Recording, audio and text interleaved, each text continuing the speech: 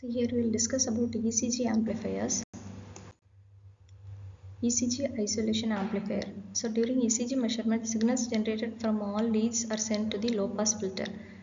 So low filter is named as electrosurgery filters because it decreases the interference between electrosurgery and radio frequency. So we have a transformer whose primary winding is connected to the oscillator and secondary to the rectifier and filter. This ECG signal is modulated with a synchronous modulator, and the output of the demodulator is fed as an input to the power amplifier. This is the ECG isolation amplifier circuit. So you have seen that load selector, DC amplifier, synchronous modulator, driver, synchronous demodulator. Next is the ECG. So it is known as electrocardiogram, that is electrical activity of the heart. So this produces the contractions and relaxations of cardiac muscles. ECG is recorded over a series of cardiac cycles. These depolarizations and repolarization events produce ionic currents within the body. And the ECG signals has many distinct features such as P wave, QRS complex and T wave.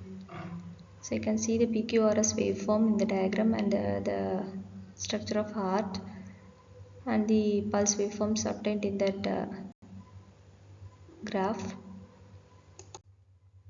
So here by means of capacitive coupling, the signal is connected symmetrically to the long tail pair differential preamplifier. So here you can see that the ECG electrodes are connected to the lead selector and then preamplifier to the power amplifier. So from the power amplifier it is given to bridge output circuit.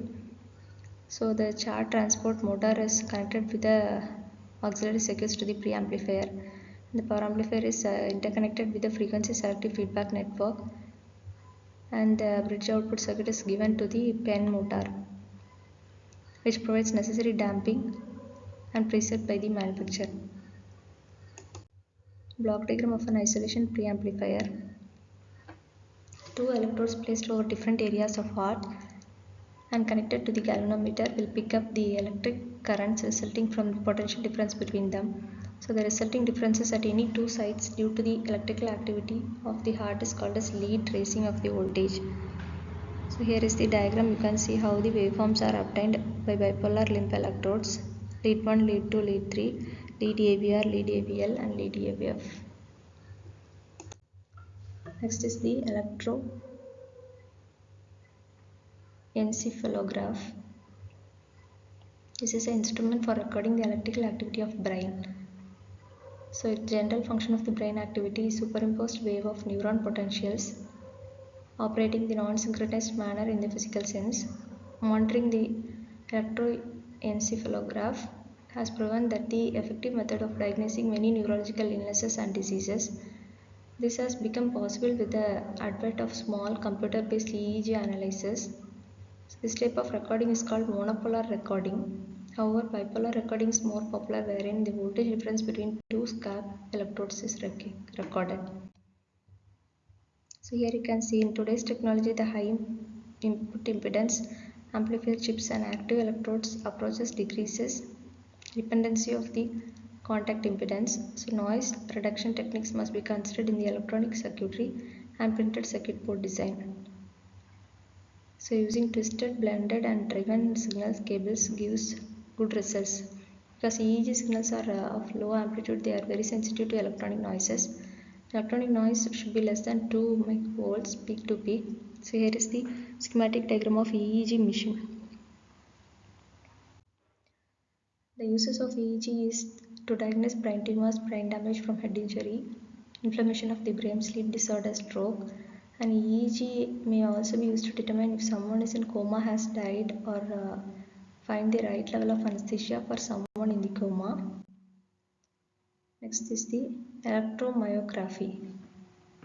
It is used for recording the electrical activity of the muscles to determine whether the muscle is contracting or not.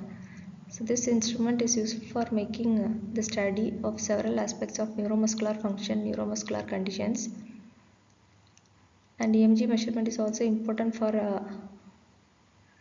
mitocardial artificial limbs, and this is the most demanding requirement for the EMG since it depends on the working of prosthetic devices. And EMG is usually recorded by using surface electrodes or more often using needle electrodes, which is inserted directly into the muscle.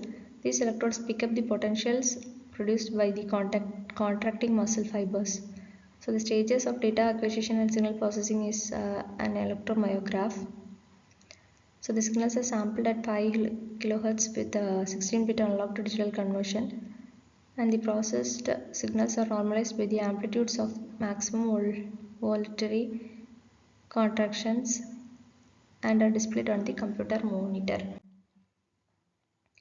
Haptoretinography. It is a electric potential exists between cornea and the back of the eye. These potential changes when the eye is illuminated. So ERG potentials can be recorded with a pair of electrodes. One of the electrodes is mounted on the contact lens and the direct contact of the cornea. And the general purpose direct writing recorder may be used for recording electroretinograms. The magnitude of the ERG voltage depends upon the intensity and duration of the light falling on the eye. Multifocal ERG, that is standard ERG, detects the activity of entire retina, looking for localized areas of abnormality. Normal ERG results A wave and B wave patterns in the dark adapted and light adapted settings. Abnormal ERG results provides the specific retinal cells are affected by diseases.